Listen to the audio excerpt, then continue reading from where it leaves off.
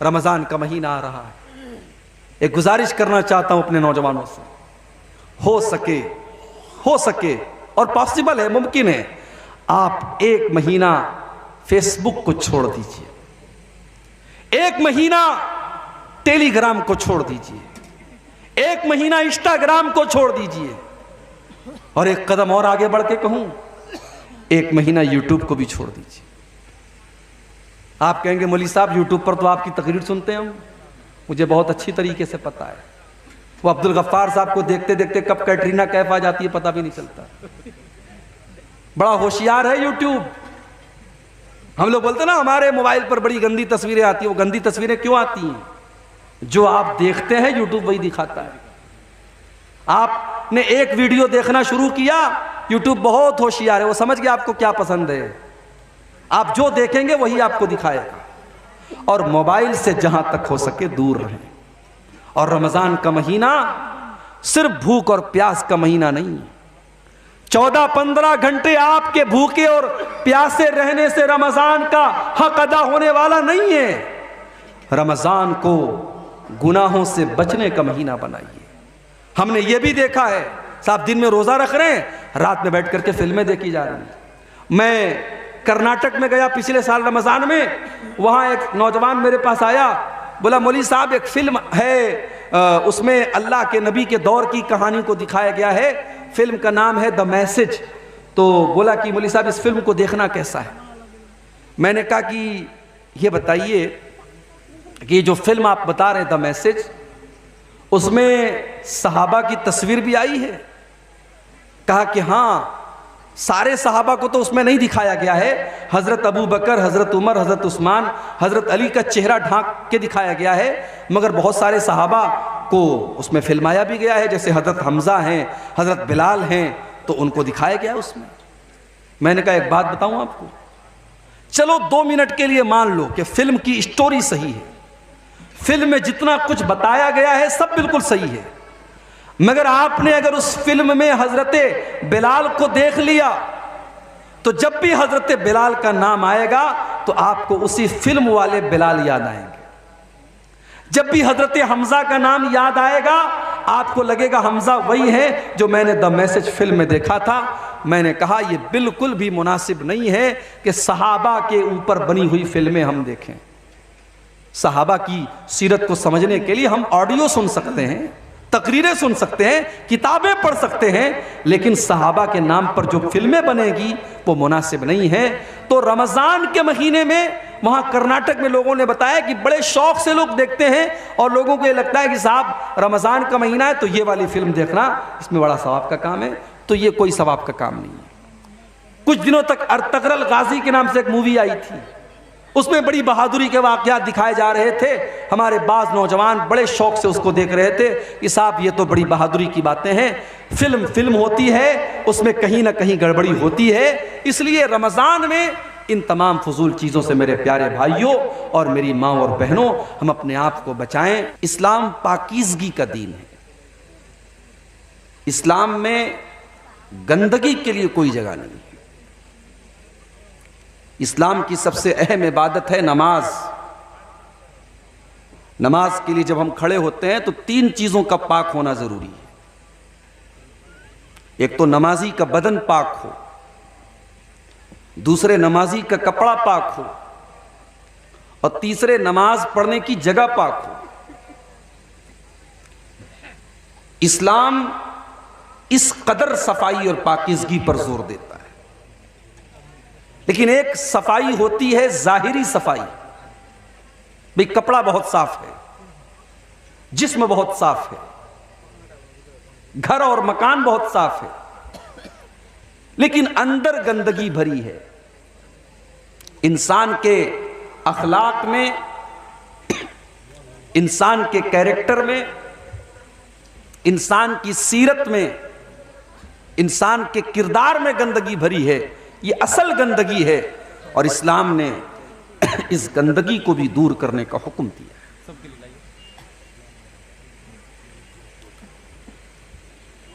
اسی لیے آپ قرآن کریم کا مطالعہ کیجئے, اللہ کے پیارے نبی صلی اللہ علیہ وسلم جب اس دنیا میں تشریف لائے تو آپ کے آنے کا مقصد کیا تھا؟ آپ کیوں آئے دنیا میں؟ اللہ نے کیوں بھیجا آپ کو دنیا میں؟ لَقَدْ مَنَّ اللَّهُ عَلَى الْمُؤْمِنِينَ إِذْ بَعَثَ فِيهِمْ رَسُولًا مِّنْ أَنفُسِهِمْ يَتْلُو عَلَيْهِمْ آيَاتِهِ وَيُزَكِّيهِمْ وَيُعَلِّمُهُمُ الْكِتَابَ وَالْحِكْمَةَ وَإِنْ كَانُوا مِنْ قَبْلُ لَفِي ضَلَالٍ مُبِينٍ۔ اللہ تعالیٰ کا بہت بڑا احسان ہے ایمان والوں پر، اس نے ایمان والوں کے اندر ایک ایسا رسول بھیجا، یتلو علیہم آیاتہ، جو قرآن کی آیتوں کو پڑھ پڑھ کے سناتے ہیں، وَيُزَكِّيهِمْ، اور ان کو پاک اور صاف کرتے ہیں، ان کو پوتر کرتے ہیں، ان کو صاف کرتے ہیں۔ تو نبی اکرم کس چیز سے صاف کرنے کے لیے آئے تھے؟ نبی اکرم لوگوں کو نہلانے اور غسل دینے کے لیے تھوڑی آئے تھے۔ یہاں صفائی اور پاکی کا مطلب یہ ہے کہ اللہ کے پیارے نبی اخلاق اور کردار اور عقیدے کی گندگیوں سے ہمیں اور آپ کو نکالنے کے لیے آئے تھے۔ اور میرے پیارے ساتھیوں، انہی گندگیوں میں سے ایک بہت بڑی گندگی ہے سماج کے اندر زناکاری اور بدکاری کی گندگی۔ اسلام اس بات کو قطعاً گوارا نہیں کرتا کہ سوسائٹی کے اندر بدکاری ہو، زناکاری ہو، حرام کاری ہو۔ اسلام نے ہر طریقے کی بدکاری کو حرام قرار دیا ہے۔ وَلَا تَقْرَبُوا الْفَوَاحِشَ مَا ظَهَرَ مِنْهَا وَمَا بَطَنَ، تمام گندے کاموں سے، تمام فحش کاموں سے، تمام ناپاک حرکتوں سے بچو، ان کے قریب نہ جاؤ، چاہے وہ کھل کر کی جا رہی ہوں، چاہے وہ چھپ کر کی جا رہی ہوں۔ قرآن کا 15واں پارہ اٹھاؤ، اللہ فرماتا ہے وَلَا تَقْرَبُوا الزِّنَا إِنَّهُ كَانَ فَاحِشَةً وَسَاءَ سَبِيلًا، تم زنا کے قریب بھی نہ جانا، یہ بہت گندا کام ہے، بہت ہی برا راستہ ہے۔ غور کیجئے، یہ نہیں کہ زنا مت کرو، زنا کے قریب بھی مت جاؤ، یہ قرآن کا لفظ ہے۔ یعنی یہ حرکت، یہ زناکاری، یہ بدکاری اللہ تعالیٰ کو اتنی ناپسند ہے کہ اللہ نے اس کے قریب بھی جانے سے منع کیا ہے۔ اور یہ چیز اللہ تعالیٰ کو جتنی ناپسند ہے، شیطان کو اتنی ہی پسند ہے۔ آپ جانتے ہیں جب ہمارے باپ آدم اور ہماری ماں حوا نے جنت میں اس درخت کو کھا لیا جس کے قریب جانے سے اللہ نے منع کیا تھا، تو اس غلطی کا سب سے پہلا جو اثر ظاہر ہوا، دونوں کے بدن کے کپڑے اتر گئے، دونوں ننگے ہو گئے۔ قرآن کریم میں اللہ تعالیٰ نے نقشہ کھینچا، یا بنی آدم لا یفتننکم الشیطان کما اخرج ابویکم من الجنہ ینزع عنہما لباسہما لیریہما من سوآتہما۔ اے آدم کی اولاد، اے حوا کی بیٹیوں، شیطان تمہیں بہکا نہ دے، شیطان تمہیں گمراہ نہ کر دے جس طریقے سے اس نے تمہارے باپ آدم کو اور تمہاری ماں حوا کو جنت سے نکلوایا تھا۔ يَنزِعُ عَنْهُمَا لِبَاسَهُمَا، اس نے ان دونوں کے کپڑوں کو اتروا دیا تھا، دونوں کی شرمگاہیں نظر آنے لگی، دونوں کا ستر نظر آنے لگا، اور شیطان یہی چاہتا تھا دونوں ننگے ہو جائیں۔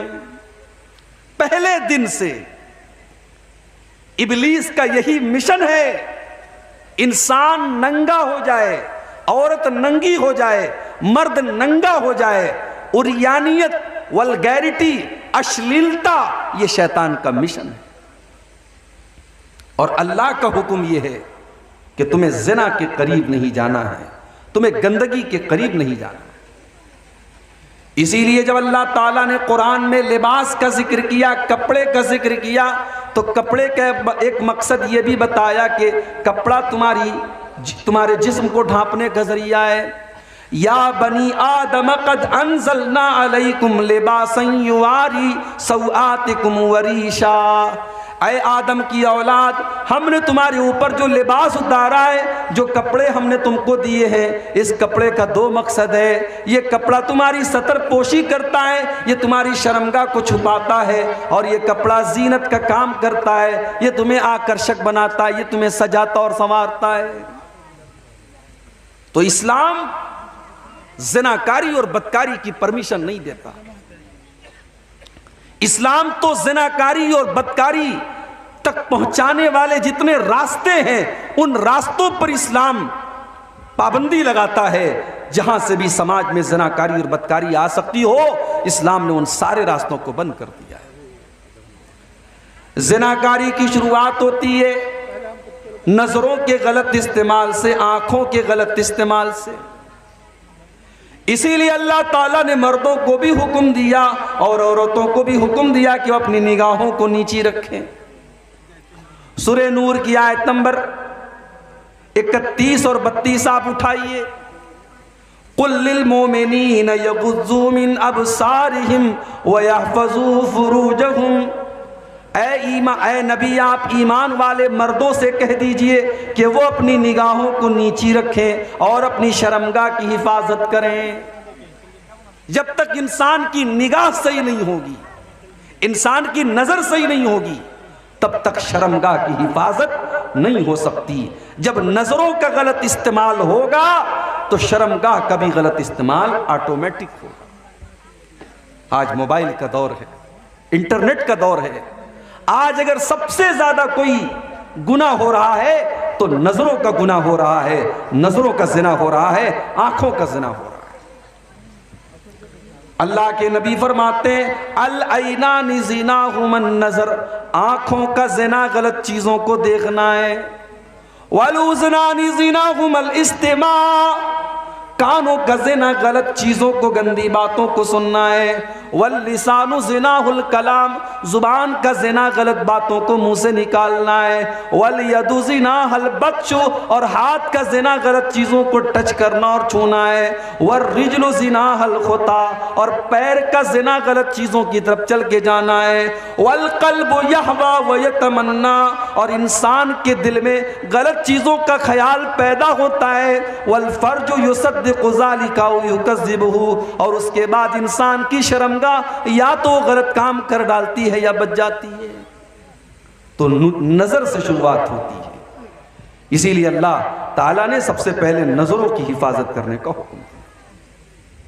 اس کے بعد صرف مردوں سے نہیں، عورتوں سے بھی کہا گیا وَقُلْ لِلْمُؤْمِنَاتِ يَغْضُضْنَ مِنْ أَبْصَارِهِنَّ وَيَحْفَظْنَ فُرُوجَهُنَّ۔ اے نبی، آپ ایمان والی عورتوں سے کہہ دیجئے وہ اپنی نگاہوں کو نیچی رکھیں اور اپنی شرمگاہ کی حفاظت کریں۔ اب عورت اپنی شرمگاہ کی حفاظت کیسے کرے گی؟ اس کے لیے بہت ضروری چیز ہے عورت کا پردے میں رہنا، اور عورت کا اپنے حسن اور اپنی خوبصورتی کو چھپا کر کے رکھنا۔ اس لیے آگے اللہ نے فرمایا وَلَا يُبْدِينَ زِينَتَهُنَّ إِلَّا مَا ظَهَرَ مِنْهَا۔ اے ایمان والی عورتوں، تم اپنی زینت کو کسی غیر مرد کے سامنے ظاہر مت کرو۔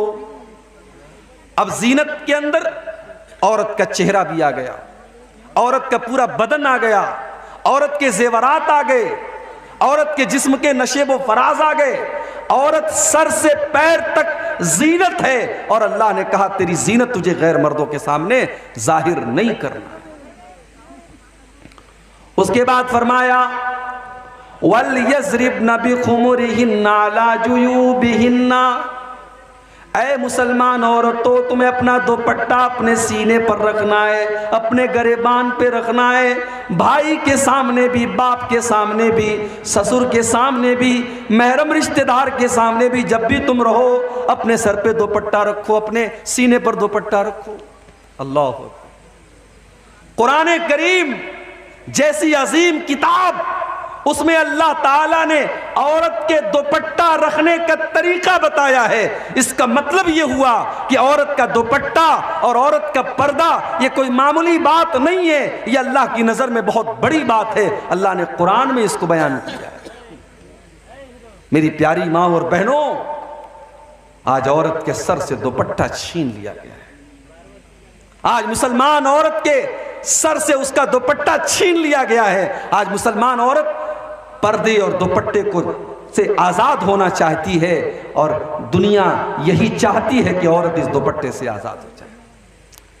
مگر میں آپ سے کہنا چاہتا ہوں میری پیاری ماؤں بہنوں، اگر آپ کو جنت میں جانا ہے، اگر آپ اللہ تعالیٰ کو خوش کرنا چاہتی ہیں، جنت میں جانا چاہتی ہیں، تو آپ اپنے پردے سے کبھی سمجھوتا نہ کریں، آپ اپنے دوپٹے سے کبھی سمجھوتا نہ کریں. جنت کی عورتوں کے بارے میں بھی اللہ کے نبی فرماتے ہیں کہ وہ دوپٹے والی ہوں گی، وہ حیا والی ہوں گی. حدیث کے الفاظ ہیں، اللہ کے نبی فرماتے ہیں لَوِ اطَّلَعْتِ إِلَىٰ أَهْلِ الدُّنْيَا لَمَلَأَتْ مَا بَيْنَهُمَا رِيحًا. اگر جنت کی عورتیں زمین کی طرف جھانک دیں، زمین کی طرف ایک نظر ڈال دیں، تو زمین اور آسمان کے درمیان کی جتنی فضا اور جتنا ماحول ہے سب خوشبو سے بھر جائے. یہ جنتی عورت کی خوشبو ایسی ہوگی، اگر وہ صرف زمین کی طرف جھانک دے، دنیا کی طرف جھانک دے، تو دنیا خوشبو سے بھر جائے گی. اور آگے اللہ کے نبی فرماتے ہیں وَلَنَصِيفُهَا عَلَىٰ رَاسِهَا خَيْرٌ مِّنَ الدُّنْيَا وَمَا فِيهَا. جنت کی عورت کے سر پر جو دوپٹہ ہے، وہ دوپٹہ اتنا قیمتی ہے کہ دنیا کی ساری نعمتوں سے بڑھ کر کے وہ دوپٹہ ہے. اس کا مطلب یہ ہوا کہ جنت کے اندر جو حوریں ہوں گی، جو جنتی عورتیں ہوں گی، وہ بھی دوپٹہ اپنے سر پہ رکھنے والی ہوں گی. وہ بے حیا نہیں ہوں گی، وہ بے پردہ رہنے والی نہیں ہوں گی، وہ شرمیلی ہوں گی، وہ حیا والی. صدر محترم، علماء کرام، محترم بزرگوں، نوجوان بھائیوں، پردہ نشین ماں اور بہنوں، پیارے بچوں،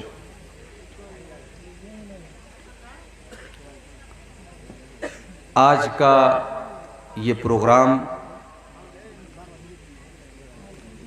جو یہاں کے ذمہ داروں نے جب مجھ سے مانگنا چاہا تو میں نے معذرت کی کہ میں اس تاریخ کو خالی نہیں ہوں. میرا کلیا چک میں مالدہ میں پروگرام ہے، اور ابھی بہت خطرناک ایک ایکسیڈنٹ میرے ساتھ ہوا ہے حال ہی میں. میں رات میں بائی روڈ سفر کرنے سے پرہیز کر رہا ہوں، لیکن مولانا توحید صاحب نے اور ذمہ داروں نے بہت زیادہ پریشر ڈالا اور کہا کہ نہیں شیخ آپ کو آنا ہوگا، علاقے میں ضرورت ہے. اور یہ جاننے کے باوجود کہ بہت لمبا راستہ ہے اور کلیا چک کے پروگرام سے ہو سکتا ہے مجھے جلدی فرصت نہ ملے، تب بھی میں نے منظوری دے دی. اور اتفاق ایسا ہوا کہ آج جب میں کلیا چک میں پہنچا تو بارش کا موسم تھا، وہاں بارش ہو رہی، تو مجھے ایسا لگا کہ شاید جلدی فرصت مل جائے، میں پہنچ جاؤں یہاں پہ. لیکن بارش وہاں رک گئی. وہاں میری تقریر شروع ہوئی 11:15 بجے. 11:15 بجے سے لے کر کے تقریباً 12:30 بجے تک میری تقریر ہوئی. گاڑی والا پہلے سے ریڈی تھا، بیگ وغیرہ سارا سب کچھ میں نے گاڑی کے اندر رکھوا دیا، اور اسٹیج سے سیدھے میں کار میں بیٹھ کر کے آپ کے یہاں کے لیے چل دیا. میں سمجھ رہا ہوں کہ 150 یا 160 کلومیٹر کا راستہ ہے، اور ڈرائیور صاحب نے ماشاءاللہ بہت اچھی گاڑی چلائی. اور ہم لوگ جب 12:30 بجے وہاں سے نکلے ہیں، 3:10 پر میں آپ کے یہاں حاضر ہوں. مجھے اس بات کا احساس ہے بہت سارے لوگ سننے کے منتظر تھے، لیکن چونکہ انتظار کی بھی ایک حد ہوتی ہے، لوگ چلے گئے. میں آیا تو بہت ساری عورتوں کو دیکھا، بچے اور عورتیں ٹریکٹر میں جا رہے ہیں. پھر بھی بہت ساری ہماری مائیں بہنیں بیٹھی ہیں، ہمارے مرد حضرات بیٹھے ہیں، اور یہ آخری وقت ہے رات کا، بڑا قیمتی وقت ہے، قبولیت کا وقت ہے. اللہ تعالیٰ اس وقت ہم سب کو یہاں ہمارے بیٹھنے کو، ہمارے کہنے کو، ہمارے سننے کو قبول فرمائے. اور جو باتیں آج کی تقریر میں بیان کروں، اللہ تعالیٰ اس پر ہم سب کو عمل کرنے کی توفیق بھی عطا فرمائے. آمین. میرے بھائی